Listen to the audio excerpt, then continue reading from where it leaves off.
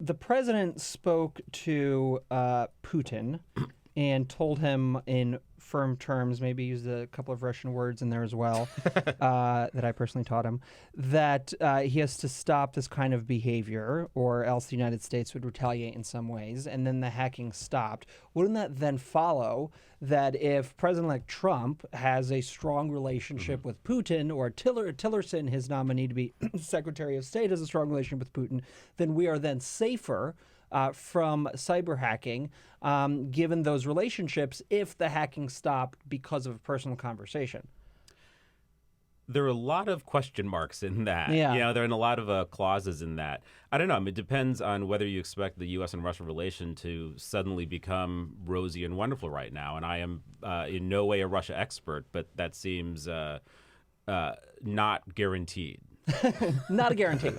But in terms of if we were to kind of suck the politics out of it and just think about, because this feels like such a not a new area, but at least an area that's bubbled up in a bigger way in 2016 than it has in the past. What are the deterrent tools or the tools we use as a nation to fight this cyber war? What are the right tools to use? Just taking the fact there was a political season, it was in the middle of a campaign, out of it. What can any administration do to deter actors who are working on behalf of either a government or rogue actors from engaging in this kind of behavior? The administration has been trying to put that together for essentially the last 8 years. John McCain in particular has been pushing for a cyber deterrent policy from the Defense Department. They produced it. He was very unhappy with it because they essentially said there is a huge tool bag of tools and we will use what we see fit. What they've done in the past is, in the case of Chinese commercial hacking, they indicted 5 members of the PLA. In the case of Sony, they leveled additional sanctions against North Korea. Obviously, North Korea is already pretty heavily sanctioned, so not clear entirely what that did. They indicted a few Iranian National Guard members. Whether that has actually and there's also a lot of diplomacy too, right? I mean, the chief cyber success of this administration, a lot of people would say, is the agreement with China. And obviously, the indictments had something to do with that. The threat of sanctions had something to do with that. But in a lot of ways, it was probably old-fashioned diplomacy that produced that relative détente. But there is this sense that sanctions have worked in the past from deterring countries from acting this way, which is why you saw on Capitol Hill lawmakers quizzing these nominees, saying, do you support sanctions on Russia?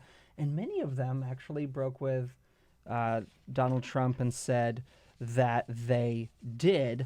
What do you make, Joe, of the revelations that came out, I believe, on Tuesday, the CNN report, and then shortly thereafter, the BuzzFeed publication of the intelligence report, not the intelligence report, but the report that was put together by a retired British intelligence official, going through what he thought and what his sources told him the Russians had compiled to use against President-elect Trump, all kinds of accusations which are unverified. The most potent probably being, away from this kind of sensationalist ones, is the fact that the Trump campaign had a information sharing relationship with the Russian government.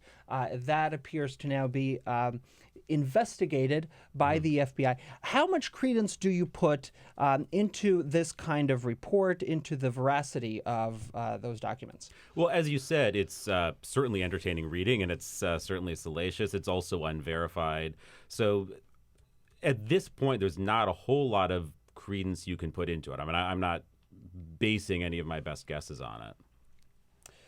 But it is not far-fetched to me, I think, when you connect the dots between the known connections between members of the Trump campaign, the Trump universe, and Russia, and what this report alleges, that it's not incredibly difficult to believe that there may have been some kind of relationship, particularly because the Russians, after the election on November 10th, it was reported that they admitted that they had some kind of connection with the Trump campaign.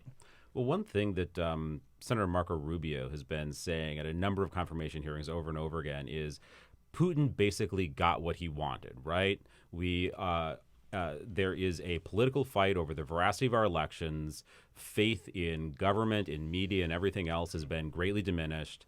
And, anything that seems plausible that is released now sparks conversation and doubt, and no one knows what to believe anymore. So, yeah, this sort of thing comes out, and all of a sudden it's a topic of conversation, and no one knows what to believe. And things that seem plausible, who knows? I mean, we've gone through the looking glass in such an incredible way that, the tail is wagging the dog in a lot of ways. Everything is fake news. I mean, it's so interesting to me because there are so many people who make a living on speculation, right? Like, what does this mean for this people? Or what does this mean for this party? Or these people who go on TV and talk. And you know what? If you go on TV and you act like, or you say that you have any idea of what's going to happen in the Trump administration, you are kidding yourself. You're either delusional or you're kidding yourself. There's no way to tell. There's just no way to tell.